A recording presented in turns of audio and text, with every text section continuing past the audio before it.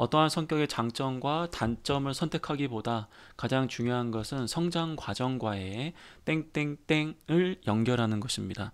또한 실패의 기준 역시 여러분들이 자격증이라든지 개인적인 어떠한 목표를 달성하지 못했던 그러한 경험을 고민하실 텐데, 오늘 이 영상을 통해서 실패에 대한 기준을 새롭게 정립해 보시기 바랍니다. 안녕하세요 여러분, 오늘도 강민혁입니다. 감사하게도 IBK 기업은행이 상반기에 채용을 진행하게 되었습니다. 자기소개서 항목을 살펴보니까 이전에 비해서 굉장히 난이도가 낮아졌습니다. 이게 낮아진 거냐 할 수 있는데, 예전에는 뭐 인간미 있는 모습, 그리고 뭐 행복을 누군가에게 줬던 그러한 경험들, 자기소개서만 보면 결코 작성하고 싶지 않은 그러한 내용을 많이 요구했었는데, 이번에는 여러분들이 생각했을 때 뭐 다소 일반적이다라고 생각이 되는 그런 항목들이기 때문에 같이 한번 천천히 살펴보신다면 어렵지 않게 작성이 가능할 거라고 보여집니다. 오늘 이 영상은 IBK 기업은행 1번 항목과 2번 항목을 어떻게 작성하는 것이 좋은지에 대한 부분을 같이 살펴보고요. 다음 영상을 통해서 3, 4번도 보도록 하겠습니다. 일단 1번 항목에 대한 부분을 보기에 앞서서 제가 커뮤니티에 여러분들이 어떠한 고민이 있는지 한번 여쭤봤더니 이와 같은 고민들을 기재를 해주셨더라고요. 그래서 이 내용도 반영을 해서 강의를 진행해 보도록 하겠습니다.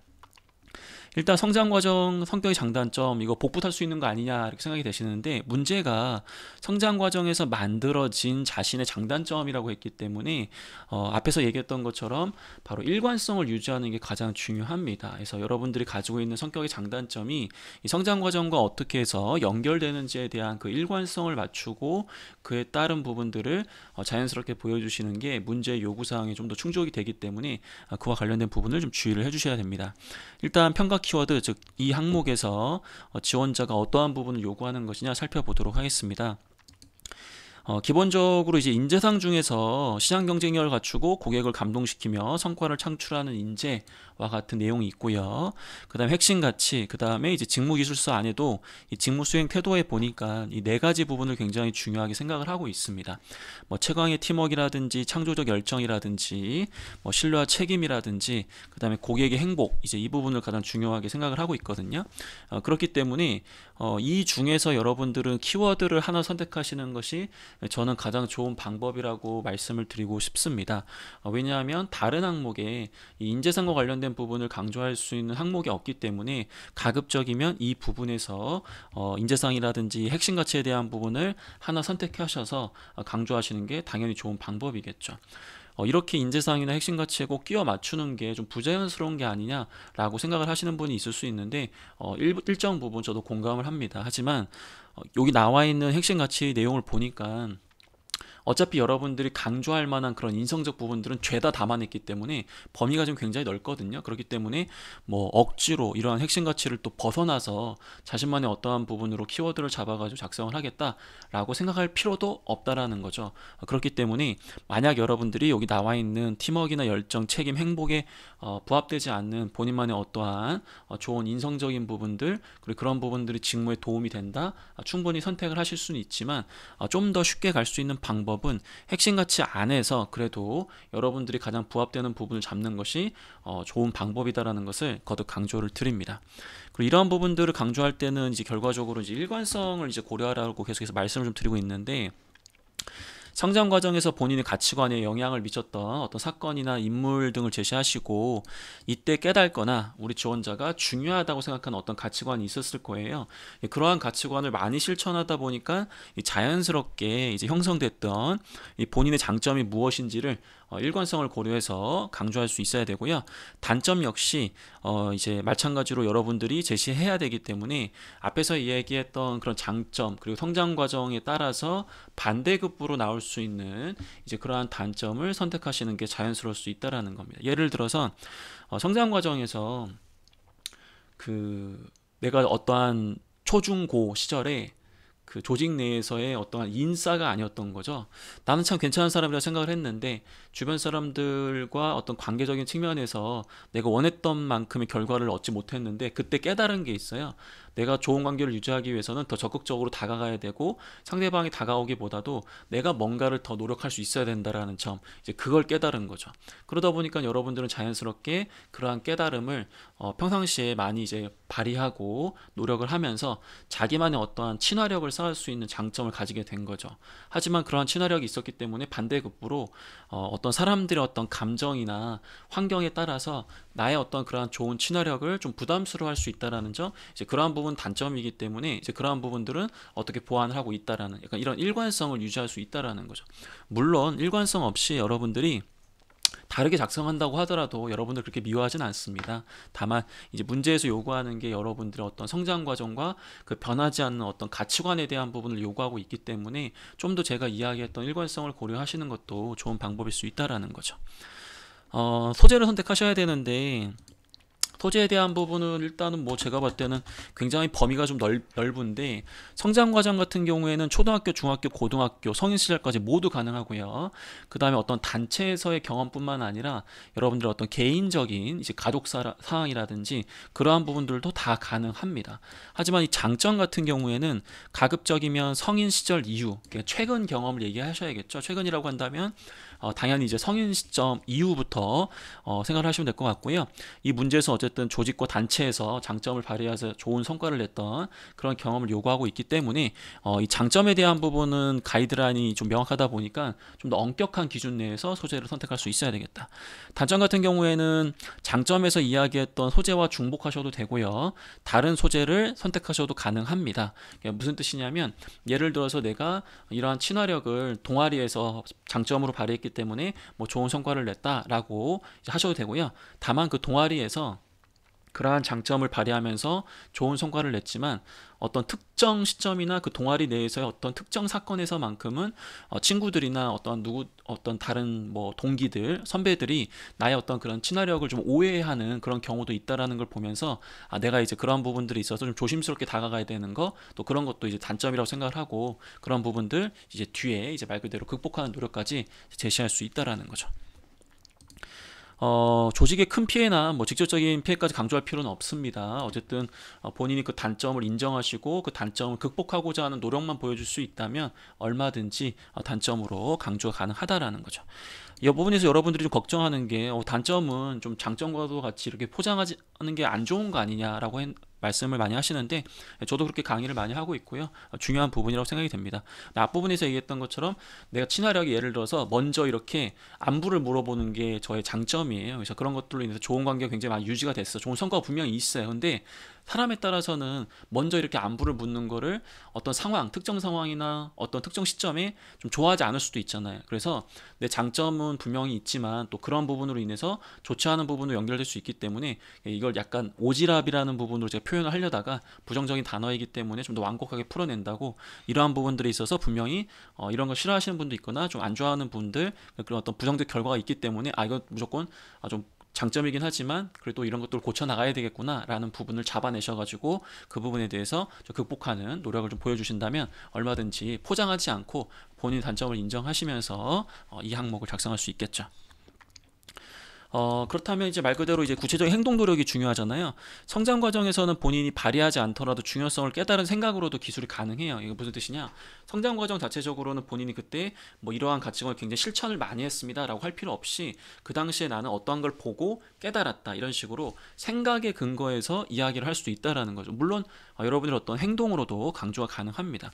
하지만 장점은 반드시 여러분들이 강조했던 그 장점에 대한 부분들 구체적으로 자신만의 어떠한 방법을 통해서 좀 좋은 성과로 연결됐던 이제 그러한 부분으로 명확하게 제시를 해줘야 됩니다. 즉 행동 중심으로 작성을 하셔야 되기 때문에 여러분들이 이러한 장점이 어떻게 구체적으로 발휘됐는지 그러한 부분을 잡아서 강조를 좀 해주시면 좋겠습니다.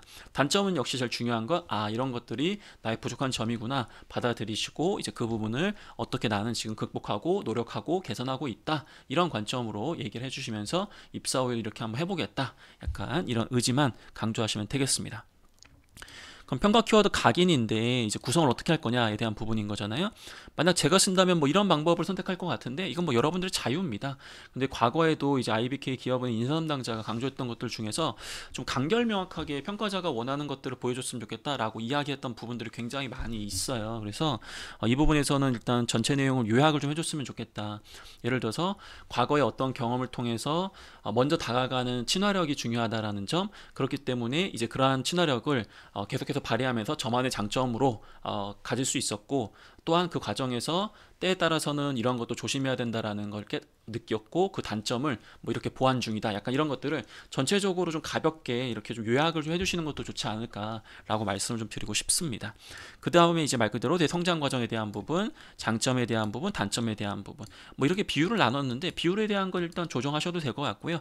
제일 중요한 것은 어떻게 보면 요 부분에 대한 부분, 그 다음에 이제 뭐 요 부분에 대한 부분이라고 저는 보여져요. 그렇기 때문에 이 부분에 대해서 글자 수를 좀 더 가져가는 것도 좋은 방법이라고 말씀을 드리고 싶네요. 자, 이렇게 해서 1번 항목에 대한 것들을 빠르게 좀 살펴봤고요. 이거 벌써 10분이 지나갔는데 빨리 진행을 한번 해보도록 하겠습니다.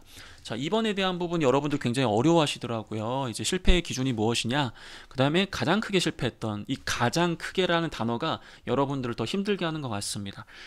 지금 제가 이 영상 이쪽 위에다가 과거에 제가 실패 경험과 관련된 영상을 찍어 놓은 게 있거든요. 그 영상을 좀 시청하시게 된다면 더 도움이 될 것 같고요. 간단하게 이 부분에서 언급을 한번 해보겠습니다. 일단 여기서 이제 개인적인 이야기를 해도 되느냐, 그 다음에 뭐 전문직 시험 도전했다가 떨어지는 거 써도 되느냐라고 하는데, 뭐 저는 다 가능하다라고 말씀을 좀 드리고 싶어요. 그 다음에 재도전을 꼭 해야 되는 것이냐, 해도 되고 안 해도 됩니다. 그 다음에 여기 보시면 뭐 공모전 실패, 제가 지금 거창한 게 없는데 너무 포장하는 거 아니라 생각할 수 있는데, 자기소개서는 어느 정도의 포장은 필요합니다. 자, 그럼 이런 것들을 자연스럽게 어떻게 쓸 수 있느냐 살펴볼 텐데, 일단 저는 여러분들한테 이 말 그대로 이 실패에 대한 지원자의 어떤 가치관, 이 기준을 좀 다시 한번 정립을 하시면 좋을 것 같아요. 물론 이 항목에서도 실패의 기준이 무엇인지 물어보고 있잖아요. 그러면 일시적인 결과보다, 이게 무슨 뜻이냐, 내가 어떠한 공모전에 도전했는데 좋지 않은 결과를 얻었다, 그 다음에 내가 원했던 자격증이 있는데 얻지 못했다, 이런 일시적인 결과보다는 본인의 어떤 인생에 지속적이고 장기적인 어떤 긍정적인 영향을 주지 못했던 그러한 경험을 실패 경험으로도 잡을 수도 있거든요. 이게 무슨 뜻이냐, 예를 들면 이런 거예요. 내가 지난번에 공모전에 나갔는데 2등을 했어요. 근데 굉장히 좋은 결과잖아요. 그때 저는 열심히 했어요. 우리 팀원들하고 좋은 팀워크를 이뤘기 때문에. 그래서 저는 어떤 걸 느꼈냐면, 공모전은 팀워크만 잘하면 어떻게든 좋은 결과를 얻을 수 있구나.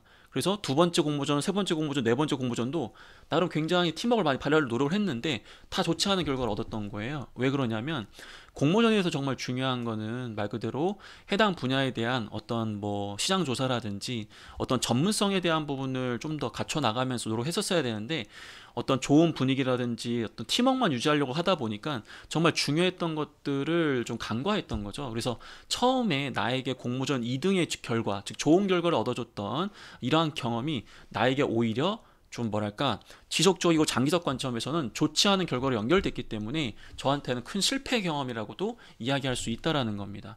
그래서 제가 지금 이야기하는 것은 물론 여러분들이 정말 미친 듯이 노력을 많이 했는데도 불구하고 그 본인이 원했던 그 목표를 달성하지 못했다, 물론 그런 것도 얼마든지 실패 경험으로 쓸 수 있는데, 실패라는 관점 자체를 다르게 해석을 할 수 있다면 방금 제가 이야기했던 것처럼 단기간의 어떠한 결과보다는 지속적이고 장기적으로 여러분들한테 어떤 영향을 미쳤는지, 그런 부분들을 잡고 쓰실 수 있다면 좀 더 한 단계 다른 관점의 자기소개서와 면접의 답변을 만들어낼 수 있다고 저는 생각을 합니다. 그리고 실패를 감추려고 하지 말아라. 선생님 저 이런 실패 경험 얘기하면 평가자가 굉장히 싫어하지 않나요? 그런 걸 두려워하지 마시고, 실패라고 이야기할 만큼 여러분들이 높은 수준의 목표를 수립하고 노력한 경험이 없다라는 걸 더 두려워하셔야 됩니다.